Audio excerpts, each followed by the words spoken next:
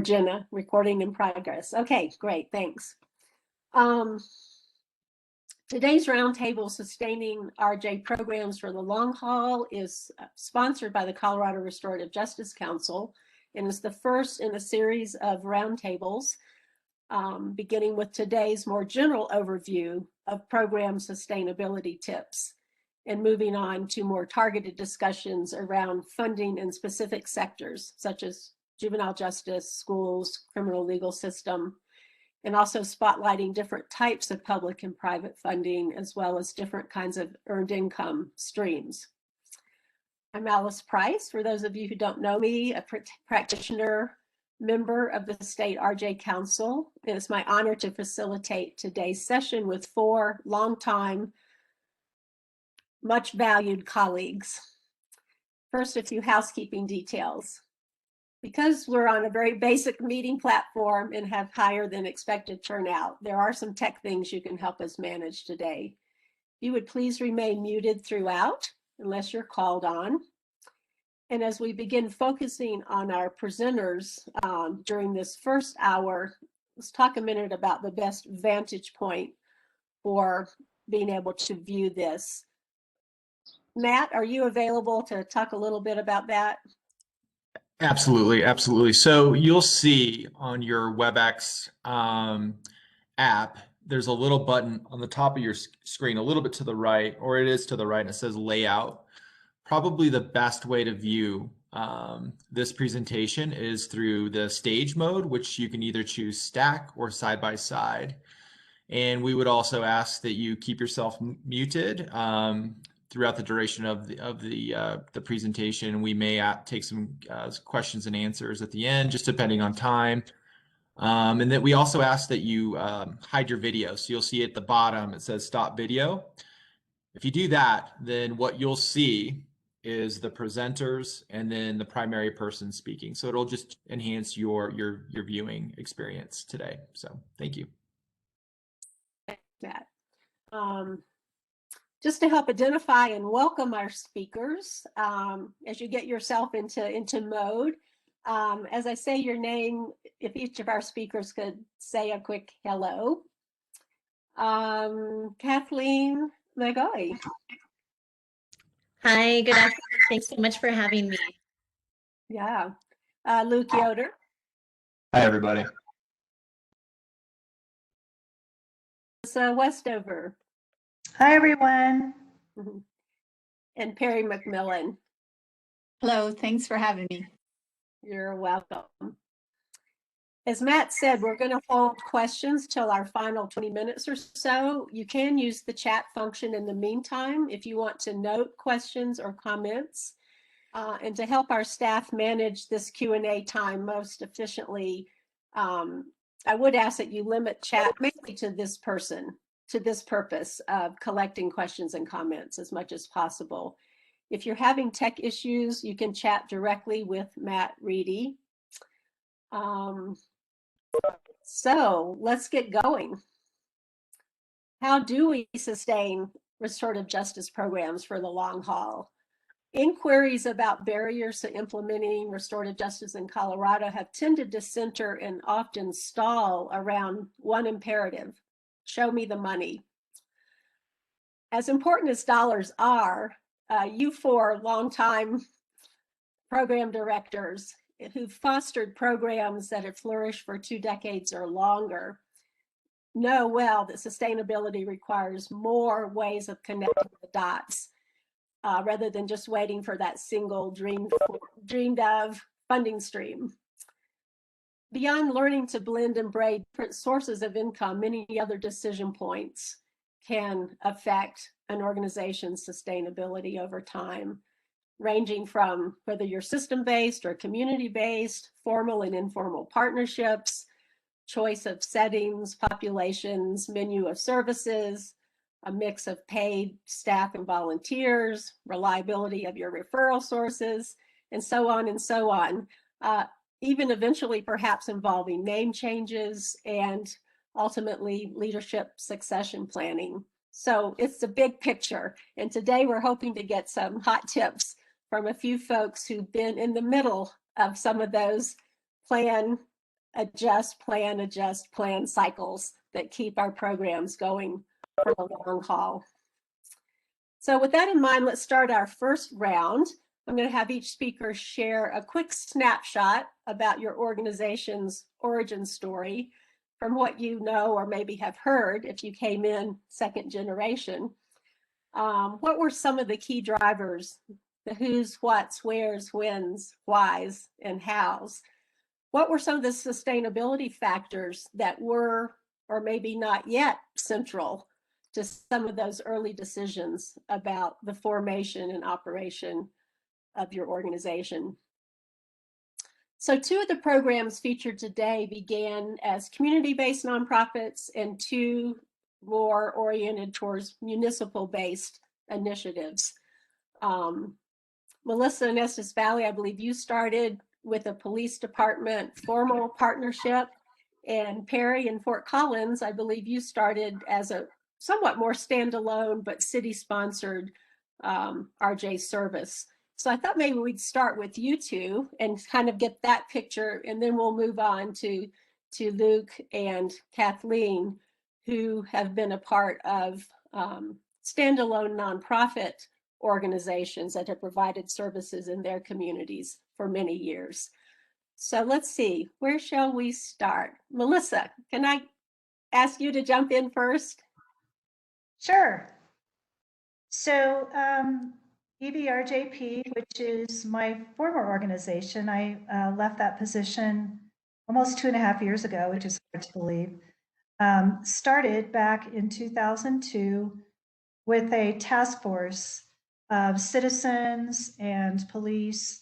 It was brought about because there was a lot of just kind of mischievous juvenile behavior in the downtown corridor. Those of you that have been to Estes Park know that tourism is a big deal, and it was kind of disrupting the experience that tourists were having. And so the only options that police had at that time were mainly arrest. And a lot of people were uncomfortable with arresting children or teenagers.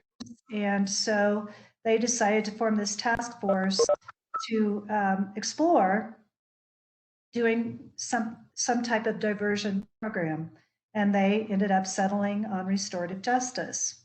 So when that happened, they wrote a grant to the diversion fund through the state, which many of you have taken advantage of through the years, and were able to hire a part-time director, which was Amanda Nagel. Many of you know Amanda. She was my predecessor. And as a result of that, they started getting training. Some of the old names like Beverly Title and Ann Rogers were a part of our beginnings in getting us trained and up and going. Simultaneously, they decided, and this was mainly brought on by our chief of police, nonprofit, so that we could have a public-private partnership. So that's why our name is Estes Valley Restorative Justice Partnership. So I don't know how much more you want me to go on with that. Well, Melissa, maybe say a little bit, because some of these distinctions I think will be interesting for people to hear among our 4 speakers. So that partnership, can you describe it? It's a formal, ongoing, structured partnership. There are lots of community partnerships that are not formalized in that way. How is yours formalized? Well, it's formalized through, and I assume there's still an MOU in place. I don't know that, but I assume that there is between the 2. The nonprofit is responsible for doing a lot of fundraising and public outreach and volunteer support. So they have a very specific role. They also help with vision casting and strategic planning. The municipal side, which is still located in the police department, they do the operations. And so the people that actually work, Denise Lord and, oh shoot, I can't remember her name, Becky Weller, they both run the programs every day and help with the volunteers, and they're actually paid by the city of Estes Park. Mhm.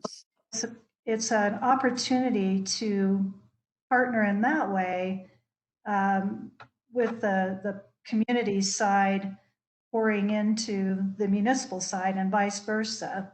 It also allows for a lot of opportunity for fundraising, because if you're in a government situation, you can't write grants for private foundations or those types of programs that might be available in your community. So what it allowed us to do was to fundraise on both sides, government and nonprofit. Kind of a win-win, it sounds like. Yes, and it's worked, it's been very, very successful. Yeah. The good news now is that we don't need those government funds from the state, because the city of Estes Park decided to take restorative justice on because of the value it's been to the community over these nearly 20 years. And Right. to let that funding go and allow that to go to another program that might be just starting. So Yeah. a lot of building to make that happen. Yeah, that's really good news. And A encouraging lot of news. goodwill.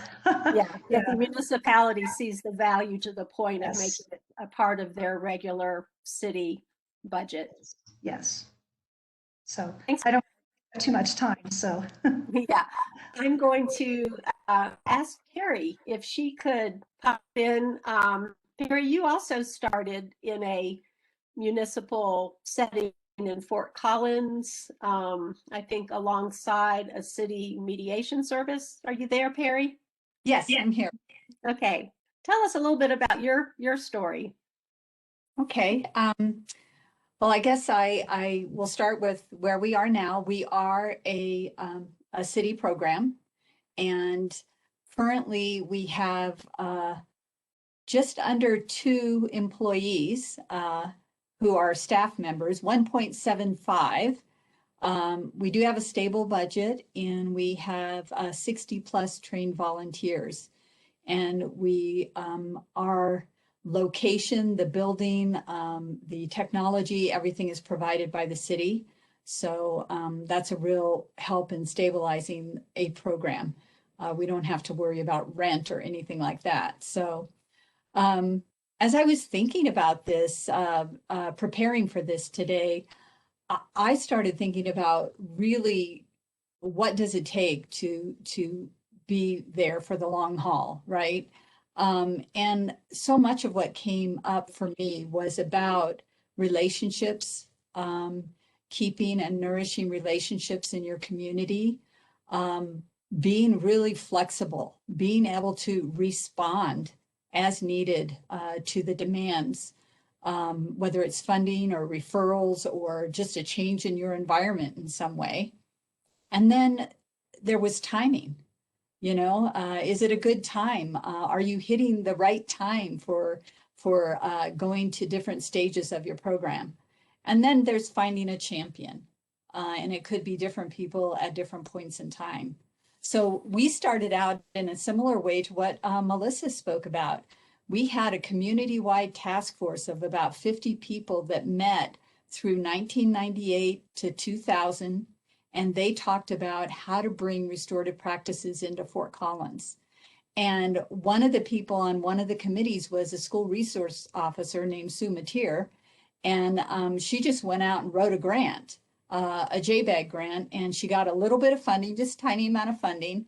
And then they opened a part-time position to start the program, and that was me. So we started and took our first case in 2000. Again, some of the supports that we had in place were the existing programs, like Longmont. Loveland had a strong program at the time. There was a partnership between Loveland and Greeley. So I got to train with some of the best, as Beverly Title and Ann Rogers, and really Leslie Young, if any of you knew her from the Loveland program years ago. So we started that way, and our goal was twofold: to find stability within the municipal context, and secondly, to stay as community-based as possible. So for instance, we had opportunities along the way to house within municipal court, for instance, and chose not to do that.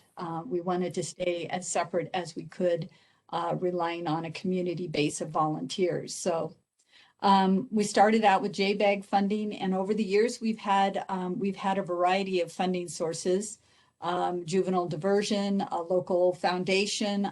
So there's been a lot of grant funding involved in our survival. And one of the things when we were housed in the police department that was a surprise to me was that there really wasn't police support for restorative justice. Somehow we got snuck in the back door or under the carpet or something. I'm not sure what happened, but we were there for a number of years and stayed very, very small and really struggled. And in 2013, we moved. We're still a city entity, but we moved organizationally from police to neighborhood services. And ever since then, we've been finding avenues of support coming into the programming from the city that would support the additional grant funding that we had. And we've been able to stabilize our location, stabilize our staffing, and really stabilize our programming. So that's just a really good piece that's. Yeah. And I want to mention one other thing is Okay. over the years, we've had a partnership with probation.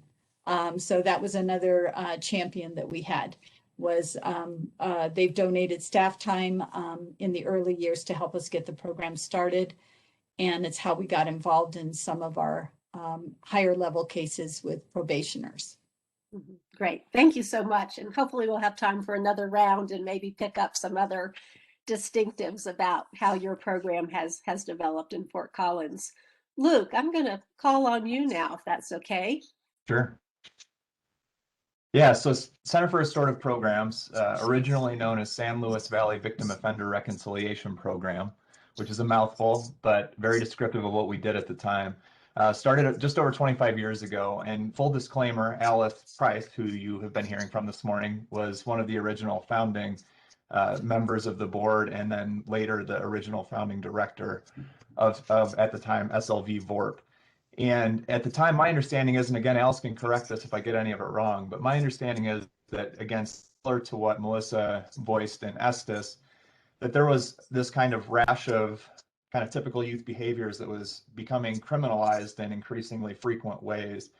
And so a group of community folks recognized that challenge, similar to the task force idea that both Melissa and Perry mentioned, came together, a group of concerned citizens came together and said, we need to find different ways of addressing these youth behaviors that are suddenly ending up in the justice system, and how do we circumvent that or prevent that or find more successful ways of intervening in those circumstances. And so as a result, looked around and thought that a victim offender reconciliation program model, which at the time was pretty well known and something that was nationally recognized, and has since, a lot of the language has shifted away from that, but that was the language at the time. And so that was the format that was introduced here. And it started as a completely volunteer-driven board, a completely volunteer-driven organization without any paid staff, and worked really intentionally, similar to both Estes and Perry's program, to build relationships within the justice system here locally, and found those champions that were willing to, again, make referrals and work closely with this program. And so it started as just 2 or 3 or 4 kids a year, and slowly that started to grow to 10 to 20, to the point where there was actually some paid staff that came on. But one of the early decisions that was made was to work with a program called Mennonite Voluntary Service, which is an AmeriCorps affiliated voluntary service program, to bring in volunteers. And so those were actually the first staff, were full-time volunteers through an AmeriCorps-like program, who were able to really help to get the program established without a lot of capital needs. And that's really what set that solid foundation for being able to grow into the future. And so at this point, we're a staff of about 16. What was originally a budget of a couple $1,000s for a grant written through a foundation is now a budget of over $1 million. And the way that that transition has happened is very, very slow, small, sustainable growth. So adding one person at a time when we know that there's a need for it and when we know that we have secured funding for it, really working to create a diverse set of funding streams rather than relying on one. And I think similar to what both Perry and Melissa have mentioned, finding ways to leverage both government funding and nonprofit sector funding is something that's been really important to CRP, Center for Restorative Programs now, in our growth. And so we partner really closely, even though the partnerships aren't quite as formal as Melissa and Perry's. We partner very closely with our local municipalities, with our local district attorney's offices, with our local judges, et cetera, so that we do have, again, those advocates and proponents within government structures that we're able to partner with to secure funds that are only available to governmental entities, for instance. And so JAG funding, Justice Assistance Grant funding, Jbag funding, Juvenile Accountability Block Grant funding, something that we had received in the past. DCJ funding, the Division of Criminal Justice Diversion funding, is funding that we currently receive. And that's all due to the partnerships that we hold with many different governmental agencies. We also are able to seek and secure funding from foundations, which is really important to us as well, because that allows us to have a lot more flexibility in our work. And we continue to utilize AmeriCorps volunteers. We continue to utilize local community facilitation volunteers. So we do heavily rely on those folks, and we've been able to build out our staff capacity due to the fact that we're able to secure and to seek and secure a diverse set of funding streams. So I'm not sure, again, if there's more specifically now that would be helpful, but that's kind of a broad strokes view of, again, when we started, it was just a very, very small organization, really run by volunteers to the point where we're now able to staff, but it's solely based on our ability to create and sustain collaborative partnerships that are deep and meaningful. Thank you, Luke. Yeah, thank you. Kathleen, you've been waiting. Yeah, let's hear a bit about your story and how it might be similar and different from what we've heard so far. Thank you so much. I is the previous executive director of Longmont Community Justice Partnership. I just left that organization in April 2021. And so I am just coming off 8 years of being in a leadership role there and really having such a fortunate legacy to grow from because of the pioneering work of two people who many of you know, who are Dr. Beverly Title and Deb Witzel. Dr. Beverly Title and Lana Leonard founded Longmont Community Justice Partnership, or LCJP, in 1994 as Teaching Peace. And they were educators. This is also, I was not around in 94, so this is the story that has been passed on to me. They were both educators to the extent that they had even founded an alternative school in Longmont for youth that weren't being successful in the conventional school environment.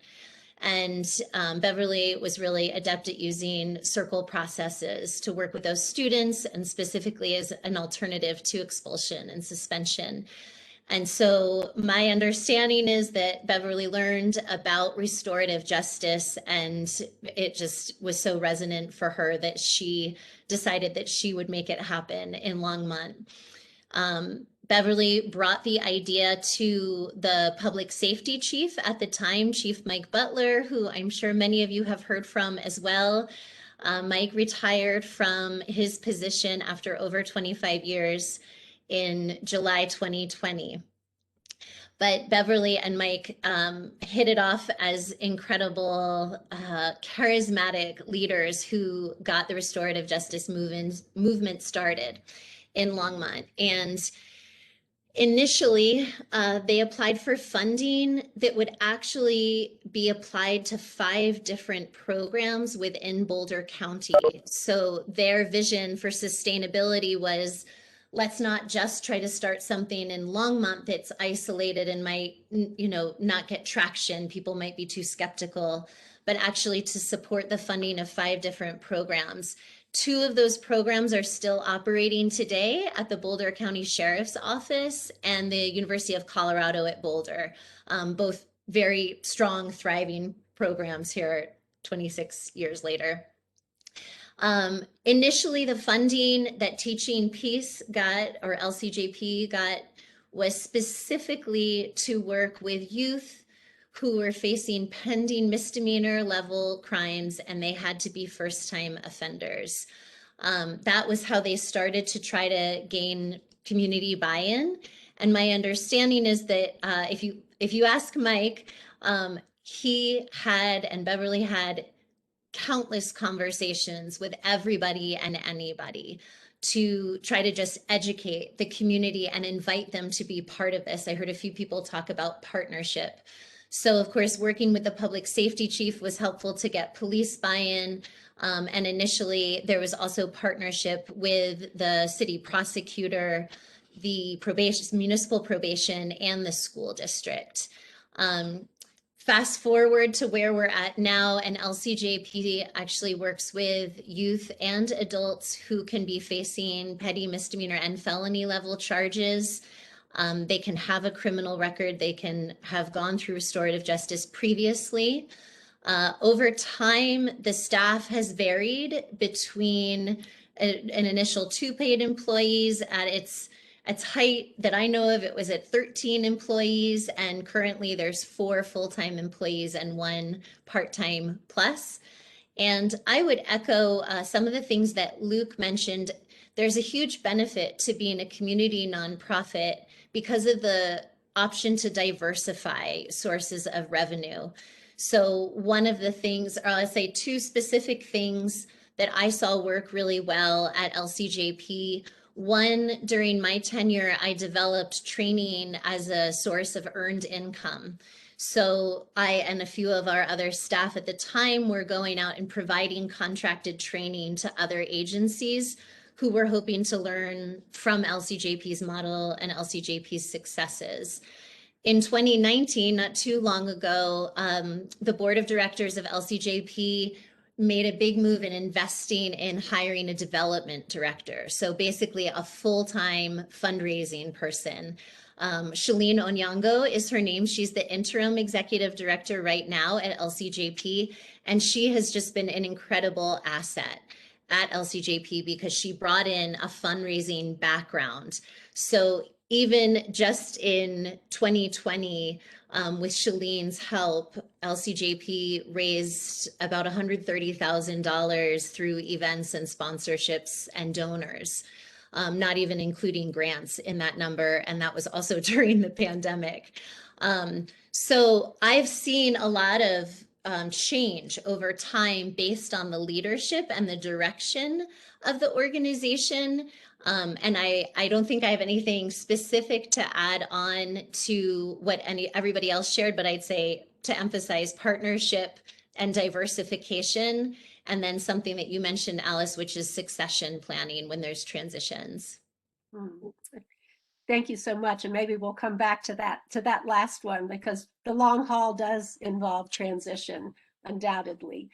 I want to jump back for a minute to you, Perry. I believe at one time you also had a hybrid municipal and nonprofit partnership of some type going. Could you say a little bit about that and how that maybe did not mature in the way that that kind of partnership has in some other communities, or just matured differently, perhaps? I think you're on mute, Perry.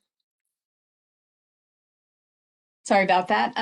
Yeah, we did start a nonprofit, and it was kind of started out of the municipal program.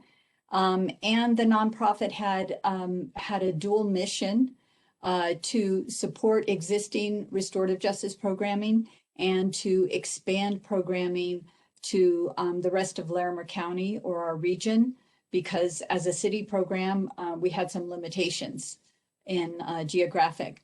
And what happened was if anybody's done a nonprofit, and you all have, you have a board, and the board chose to put an emphasis on expanding in the county, and put a focus on Loveland, and operated there in Loveland for a while, but ultimately ended up folding due to lack of referrals. So that's what happened with that. So it was always maintained a relationship, but it didn't get to the point where the nonprofit returned to a position of supporting the existing restorative justice programming, because they were looking for the expansion and then, and then partnering with the original program. So you found staying more solely municipal based has worked well. You've been able to use that municipal base to move forward and flourish and expand in your own ways without the nonprofit.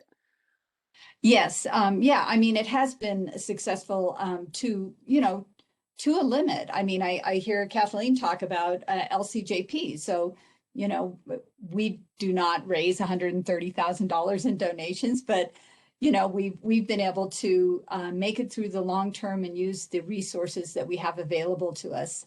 And one of the things that I think about staying municipal for us has been the stability that's been there, and looking for stability, and also the just those connections that you have as a municipal program. Mm-hmm. Yeah, great. Yeah, thanks for clarifying that in your setting. We have a few more minutes for another go round. I'm trying to think of a good way to focus that. I think many of you have already touched on some opportunities and challenges that have caused you to make adjustments or changes over time, to grow or shrink in different ways. And I'm just wondering if any of you have other things along those lines that feel notable to you among some of those connecting the dots of sustainability over time, and how sustainability factors have affected some of those changes over time, be they in partnerships or in menu of services or in how you staff or any of those other things that are involved. Maybe I'll pop back to you, Luke, for a minute, see if you have other comments along those lines. Or the question around succession came up as well that Kathleen raised. And I know LCJP and CRP both went through a very intentional successions as moving from sort of first to second generation leadership. So if that's something you want to comment on, feel free as well. Yeah, no, I appreciate that. I do think that there are so many, and I've heard, and probably others on this panel as well, and maybe in the audience too, from folks in different communities who are interested in starting a program like a CRP or like an LCJP. And I think just to kind of take it from there to the succession planning piece of this, as far as the starting component, like we've talked about so much, it's really, I think about, Perry mentioned timing. I think thinking about who is the audience that you need to bring to the table to really have conversations about what is appropriate and when and why, and really being clear about what is your why, and do you have enough people on board behind that. And I think from a CRP perspective, that's something that we're constant, and we do this all the time, is we are constantly having conversations with our community partners, with our system partners, and really trying to make sure, again, that people understand what some of the gaps are that we see, so that we're also listening to what other people are seeing as the gaps and working to see whether we're the right place to fill those gaps. Just that partnership building and collaborative process of really trying to identify what are the needs and who's best situated to respond to those. And if So that's I hear CRP, you great. say that, yeah, that never stops. I hear you say that's just That's right. a forever conversation. That's right. We're constantly having to do that. And there's, I mean, I think Perry also mentioned flexibility, and that's something that we have to really work at, is making sure that we're flexible in the language that we use. When we talk with funders, when we talk with people in our circles who understand restorative justice work, we might use different language than when we're talking to a system partner. We might use victim and offender language instead of harmed party and person committing harm. And just being really sensitive to all of the different audiences so that we are constantly working at that collaborative process. In addition to that, once you have a clear need established, then working at how are we going to start this in a small, slow, sustainable way, I think is something that someone I was mentored by, who's sitting in this call with me, helped me to really internalize that you can't just take that big pot of money and start going without really building a solid foundation and a solid plan for how you're going to scale in meaningful ways that can be sustained over time. And I think that's something that's really critical too, is how do you do this using volunteers? How do you do this using space that's been donated to you like Perry does. There's so many different ways that we can work to build sustainability into our efforts from the get-go. And if we don't do that, I think we're missing the bus. And then once you do have something established, making sure that your funding is diversified and making sure that your program stability is there. And then just briefly on the succession planning piece, I've seen so many nonprofits come and go or get really strong and then falter significantly because they haven't paid enough attention to that succession of top leadership. And when that happens, because that person is so visible and drives so much of the organization, oftentimes there can be real big crashes. And so how do you work to prevent that? I think so much of it's just about that intentional handover, identifying the right person, working over time to make sure that you're able to bring that person up to speed, introduce them into all the collaborative partnerships, et cetera, so that they can be successful moving forward. Yeah. Kathleen, any other thoughts about succession or other things that might have popped up for you as you're listening? I support what Luke said 100% about succession. I think he nailed it. And it's, I've seen the same.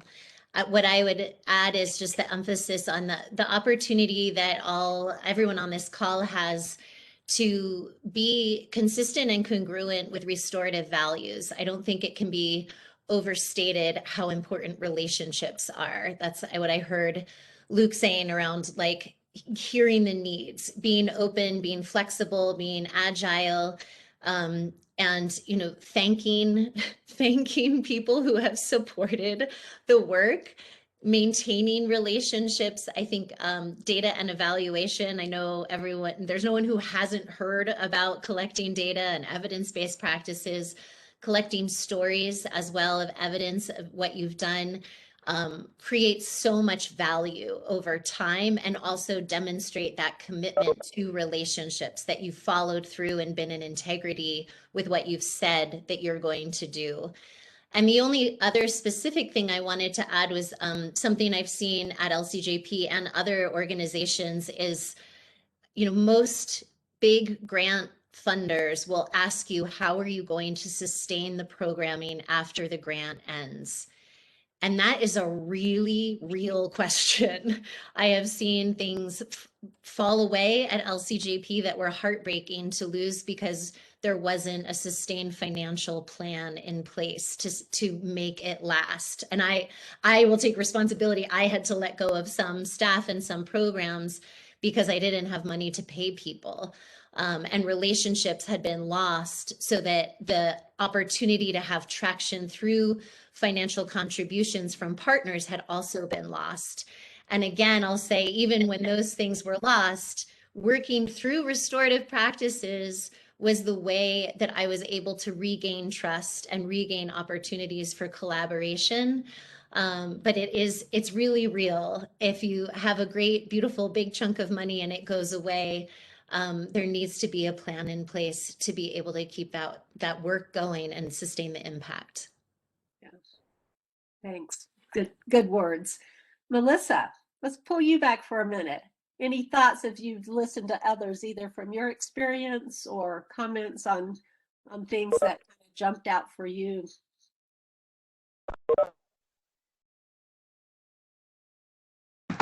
Were you talking to, sorry, yeah, I just asked Melissa if other things had come up for you as you're listening that you want to throw into this kind of final round of Sure. Well, and amen to everything everyone has said. One thing I think is doing what you do well with integrity. And I think Kathleen definitely touched on that point.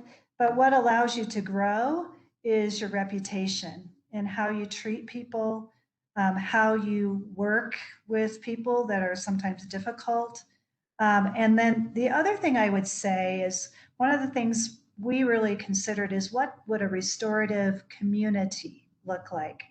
And when you think in terms of that, it opens up all kinds of ideas and opportunities in partnering with many, many different people and offering different program opportunities. Like we stepped into a big role of doing facilitated conversations within the community. we were seen as people that could be trusted to help people talk through difficult topics. Of course, we started the mediation program and those kinds of things that have such restorative underpinnings, and staying true to those values, like Kathleen said, is just extremely important, and staying consistent with them. That will sustain you as far as your reputation throughout the community, and will then provide many opportunities to do asks of people when you really need it. And that's not something most people get into restorative justice for, to do fundraising, but it's the job.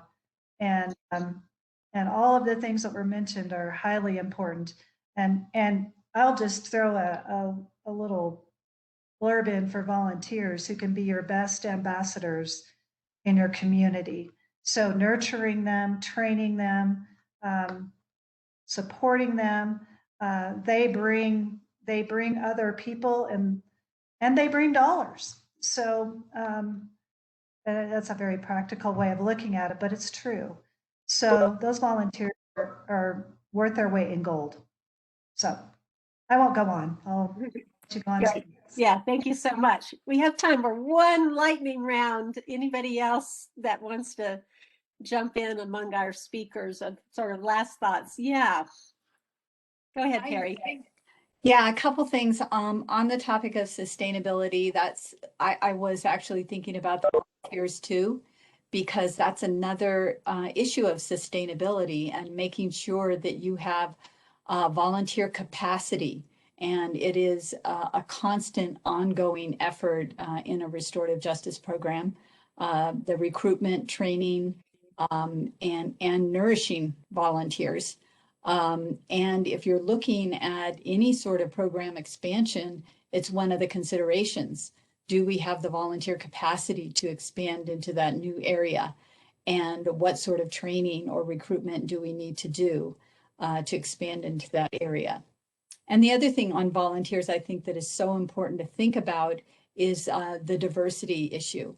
And does our volunteer pool, reflect our community? And most volunteer pools don't, but it's something to watch. It's something to keep an eye on. It's something to really strive toward, an aspirational goal in terms of constantly trying to make your volunteer work inclusive and attractive to a wide variety of people in your community.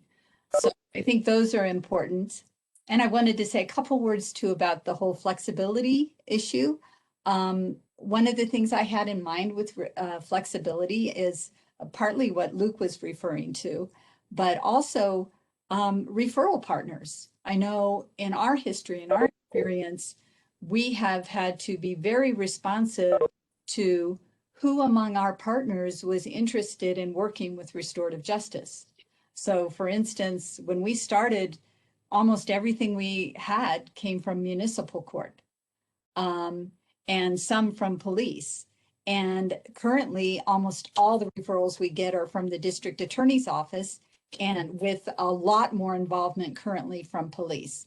So it has shifted back and forth over the years, and maintaining that kind of relationship and that flexibility to be responsive to the needs of your partners, I think is an important thing too. Yeah, thanks. Yeah, any other last hot tips? Luke.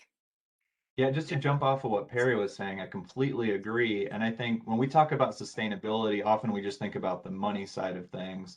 And so I appreciate you bringing up the volunteer side of things as well as the partner side of things. And I think in CRP's 26-ish year history, I mean, we certainly, okay, the DA is our only referral source. That's how we were for a little while.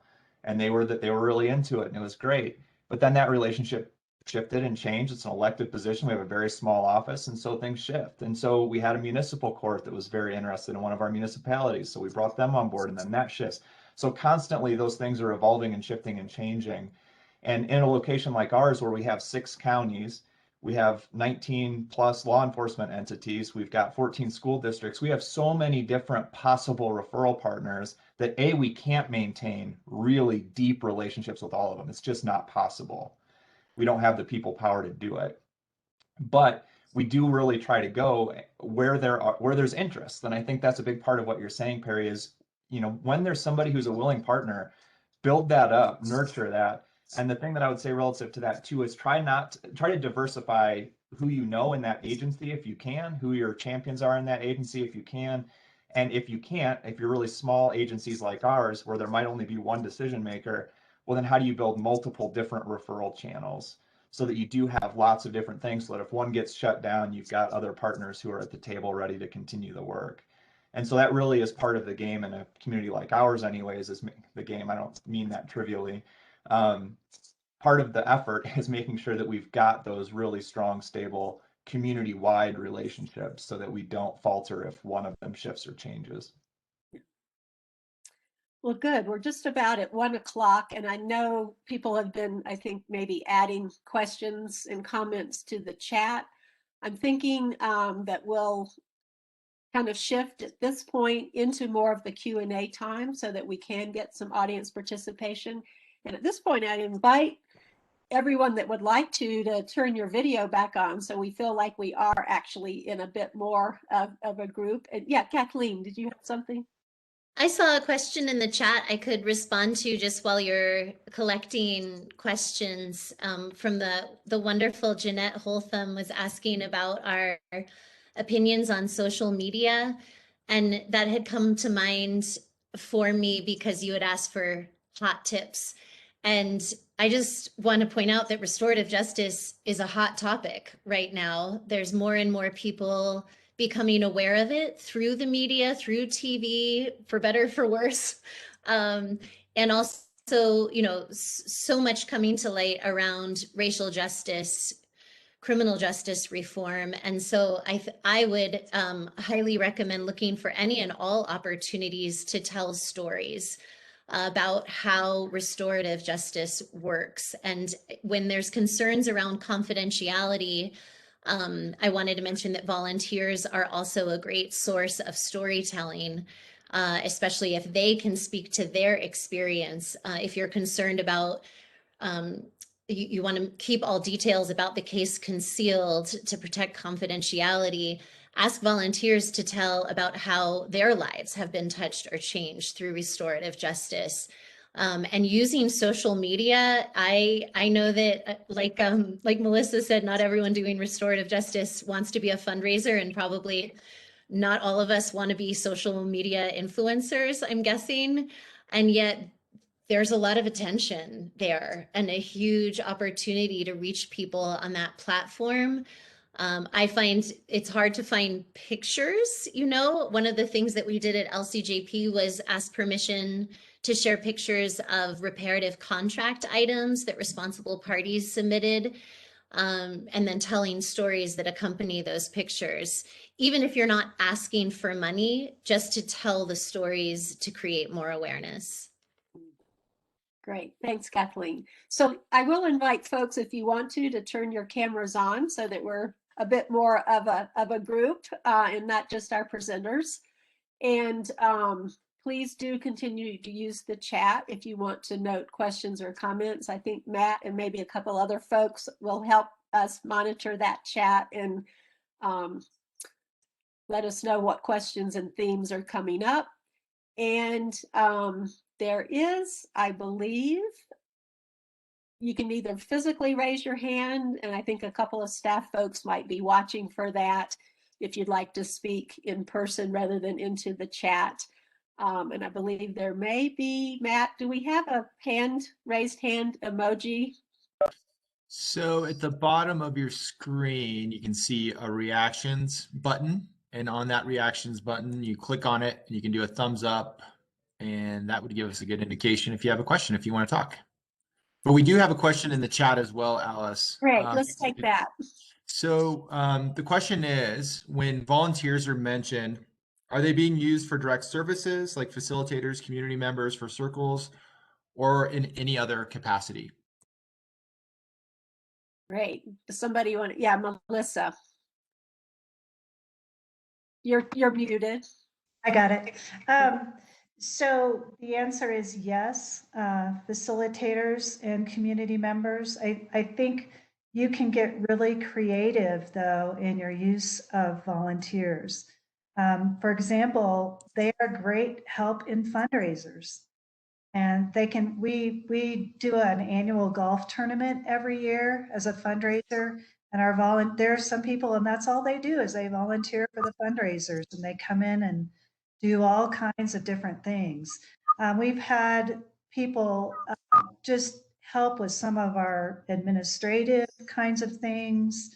I say anywhere that you can legally use a volunteer, use them, because not everyone is going to be a facilitator. They're not going to have those skills, but they have passion for the cause and for the program. And so any way you can plug them in is great. And I think having a good volunteer coordinator is pretty important, just in being able to understand who a person is and what their skills are, and help match them up to particular duties. Because we don't want to put a square peg into a round hole. We don't want to put people into a position to where they're not going to be successful.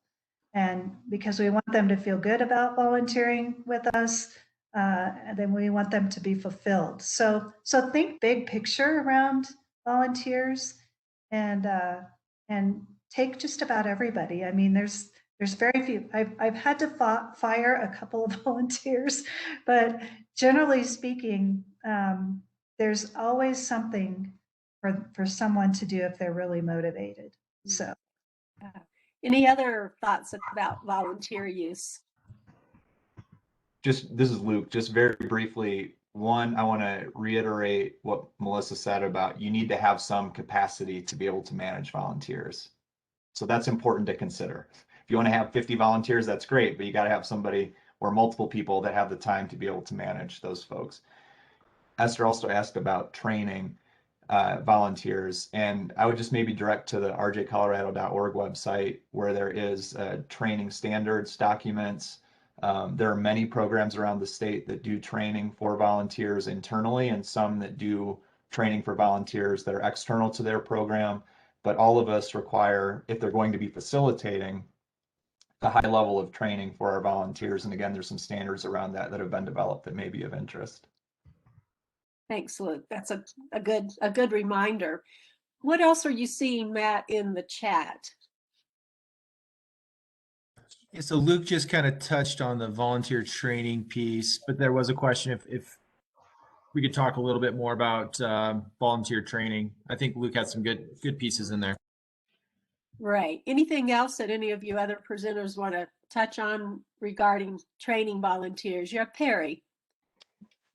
One thing that we moved to years ago was that all of our volunteers come into our restorative justice program as community volunteers, and they're required to be community representatives for an amount of time before they're eligible to go through the restorative justice facilitator training.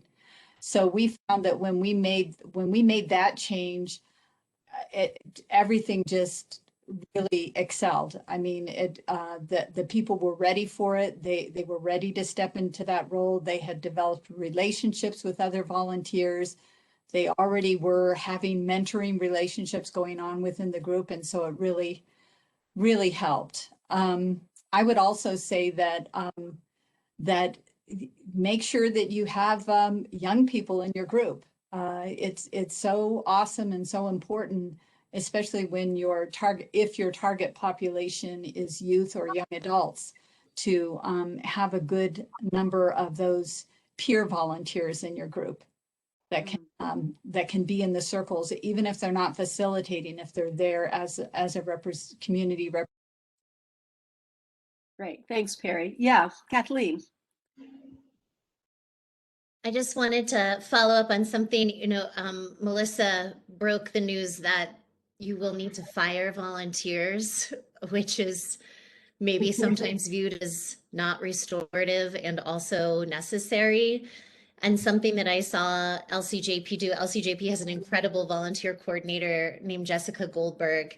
And Jess got really skilled at setting expectations up front, that LCJP utilizes a culture of feedback. So whatever role you're in, however it goes, everyone is going to be giving each other feedback, because we agree that no one has the right way to do it all the time.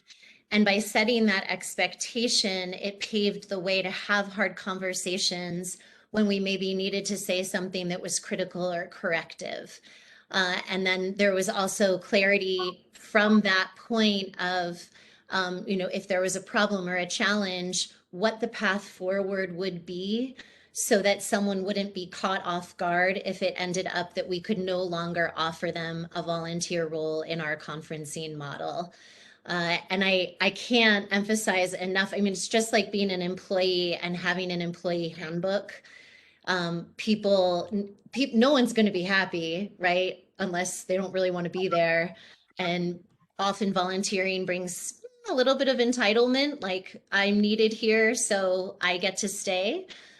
So setting that expectation up front about what the expectation looks like, and the fact that it might not work out, and that would also be okay, I think is the way to also stay in integrity with those relationships. Thank you. Yeah. Yeah, Melissa. So this was touched on briefly. One of the best ways to help, I think, with that whole volunteer expectation and nurturing them is to have an actual mentoring program within the organization. It's kind of a stepped process, and Perry kind of touched on that a bit, but we have numerous people that have been volunteering for years and are excellent facilitators, and putting new folks with those people, it's just and we have a whole process of questions and feedback and all of that, that's very, very helpful. And sometimes what happens is people then will self-select. You're at a place where they're in a conference and they don't know what to do, and they're just not feeling secure in their skill set. And sometimes, they'll make the hard decision for you, which is really what you want to happen, as opposed to you having to tell them that. But that mentoring piece is very, very helpful. Another thing that Denise Lord started, which I thought was really, really helpful, is she does full type temperament training with our new volunteers.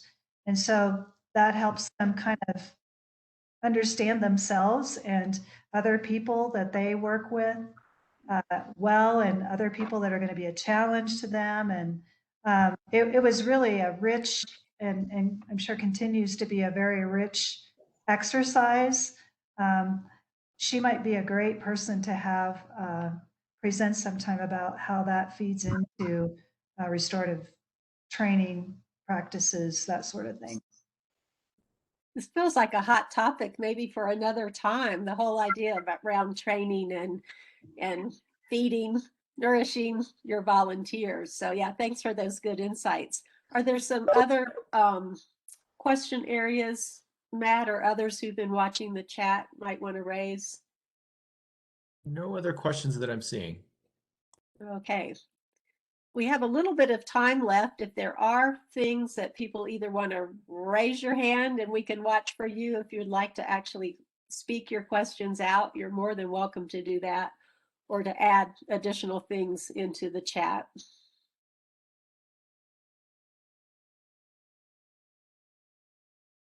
Let's see. Peggy, were you raising your hand? Yes. Okay, go ahead.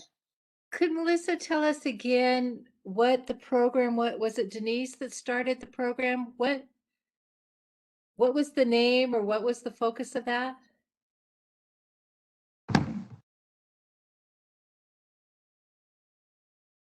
Is that what you're talking about? You Yes. were muted. I think the type. Yeah. So program? there's she didn't invent it. It's I think it's called the 16 types or something. It's based on Myers-Briggs. She did a lot of work with type temperament at her position out at Eagle Rock School when she was restorative justice director there. And she brought it into our training. And it just really, it helped with a lot of people's, just to help them reflect and understand themselves, which I think is always a valuable exercise. But then also to kind of determine what types of people they work best with, and if they're kind of running into conflict, why that's happening, and all of that. So I'm sure she'd be happy to share that. It's been a part of our training module now for probably 5 or 6 years. So I think her email is dlord@estes.org. She'd probably be happy to share that with you, Peggy. Thank you. Thank you.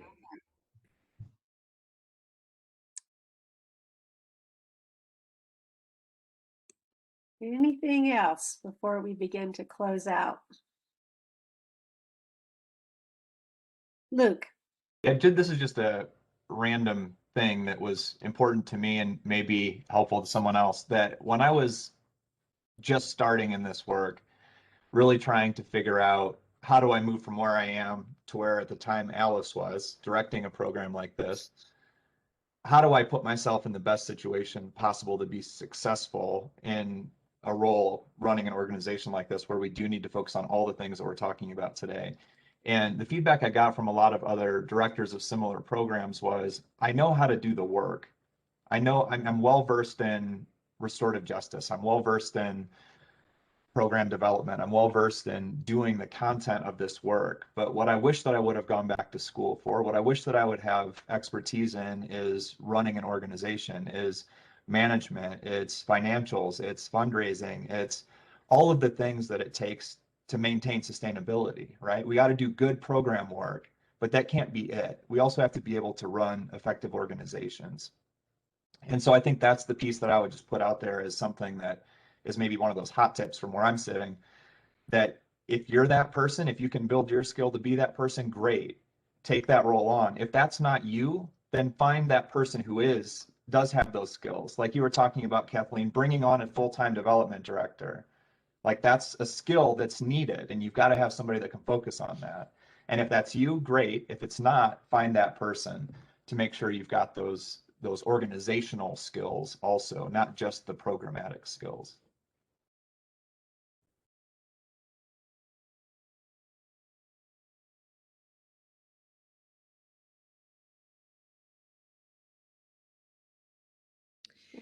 Kathleen?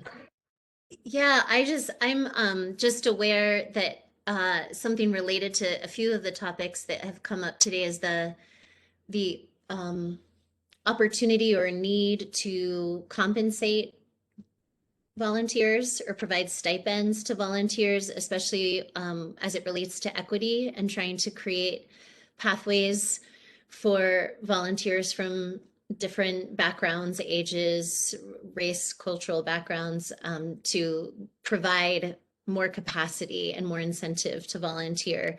And I know that that's like a big, complicated topic, but since people have been asking about volunteer training and programming and money, I think that that's an important thing that this community is going to continue exploring. I don't know where everybody's at. LCJP is not providing stipends at this time to volunteers, but it's been on the table as primarily as a conversation around how do we become more inclusive to recruit more diverse volunteers from the Longmont community. So that might just be like a seed to plant for the future.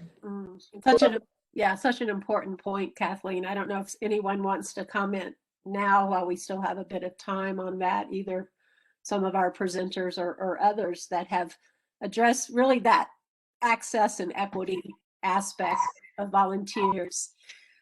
Melissa. So EVRJP does not offer a stipend opportunity. but the Conflict Center does. I helped consult with them for a year in getting their program up and going in Denver. And obviously they're in a position where they have more diversity than a small town like Estes Park. And I think it would be really interesting to hear from Beth as to how that's working. If people are taking advantage of that, and if that actually is an incentive, or if it's just a perception. I think it's something we should explore and see if that really works. Yeah. Beth, I see your name there. Are you available to comment? Yeah, yeah, I'm here. Great. Yeah, so we do offer for facilitators, not for so we have volunteer facilitators, and then we have volunteer community members as part of the community group conference, and we offer stipends to the facilitators with the idea that it's not much, it's $100 per case, but it would take care of any hard costs when we were meeting in person, things like gas and those kinds of things, and just a recognition of their time. So, and it has been successful. I mean, we are constantly still trying to add to our volunteer pool and get a wide variety of diversity in terms of identities that are representative of the city of Denver. And with that said, we have a number of facilitators who are pretty active, and they say that the reason that they're able to do that is because of the stipend.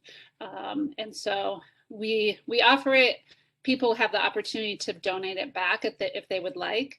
And I would say about a third of our facilitators do that, and the rest of them do take the stipend. And especially for some of our we have a fair number of younger facilitators and that sort of thing. It has been successful, and it's been successful in recruiting. I mean, that's still a challenge. I know everyone has that issue of finding folks that would be a good fit and have the time and all those things, but it's been an important part. And we did start off out the gate with offering that to the points that you were all talking about, because of our desire to get a broader diversity in terms of our facilitator pool. Yeah, thanks, Beth. Yeah. Sure. Luke or others that may have thought through some of this or experience with this, any other comments on this question around stipending volunteers? Yeah, and we do it, and for similar reasons. It's something that we've done for, I don't know, 8 or 9 years. And again, it's a small amount, but it's meaningful to the people that we serve, and many of them do end up donating, some of them anyways, end up donating it back, which is a nice thing for us and for them. But it is a nice thing to be able to offer. And also it's something that's appreciated, I think, and supported by our funders too. We're able to talk about that depending on who the funding source is that we're seeking funding through. Mm-hmm. Mm-hmm. Yeah, I've seen that showing up more and more in other nonprofit settings that I'm in these days as well, of adding some volunteer incentives, stipends, support, and a real interest, at least in the foundation world for people who are seeking private funding. I think the foundations as well are looking for ways to have broader engagement in local communities in the programs that they're supporting. Yeah. Okay. Anything else? Anything else on top before we start to close out? It's been a rich discussion. I feel like we could probably go on for all afternoon. It is also providing some ideas about ways that we might focus some future roundtables. I would just invite you now, if there are any other questions or comments, raise your hand. If not, let me ask the speakers. I haven't been following the chat. Have you, as you've wanted, given your email contact, if you're open to having some brief inquiries after? Great. And if you haven't and want to do that, this would be a time to put that in the chat if people might want to follow up more specifically, at least on a brief level, if our speakers are willing to do that. Also, Matt, I'm wondering, can we put in the chat the more general email contact for the council so that people who may wish to have some kind of follow-up about today's event about something that came up or something they didn't get a chance to ask. We have somewhat limited capacity, but I think if people wanted to email into that general information email, we would try to triage those and respond or help connect people to other resources. Yeah, I'm actually just going to ask people to email me directly. That's fine. Okay. Yeah, And then- whatever. Yeah. Yeah. Well, okay. So you will have Matt's email. If there are things you want to follow up on from today, or generally want to learn more about the council if you're not as familiar with some of the resources and things that we have as the State Restorative Justice Council. Also, if you wanted to put into the chat any feedback from today, that would be helpful. We're not going to be doing a formal evaluation survey, I don't think, although we may. We'll have to see if we are able to do that off of our registration list. But if there are things you want to just pop in, a word or two or three, or something that was especially helpful, something that you wish could have happened today, something that you hope will happen in the future, we will collect those. And Matt saying to his email as well, any kind of feedback that would be helpful as we move forward in supporting RJ development in Colorado. I want to say thank you again to our 4 presenters. Lots of experience, lots of words of wisdom, great insights. Thank you so much for making yourselves available today, and to all of the participants that were able to join today. I do apologize if you run into folks who said they were unable to get linked in today who are hoping to attend. Please let them know that we did have some difficulties with that. We are recording and we will be posting the recording. And so when that's ready, we will put that back out through our State Council website email list if you're a part of that. And that's how you heard about the training, and also through the CC RJP email list, which many of you may have used to find access to today's meeting. So that recording information will go out through those 2 lists for your use, or to share perhaps with others in your community, or for folks who weren't able to be here today. Anything else Matt or others want to say or ask before we close out? Nothing in the chat. Just thank you again to the panelists. That was great. Thank you so much. Yeah. All right. Till next time. Hope everybody has a good afternoon. Yeah. Thanks, everyone.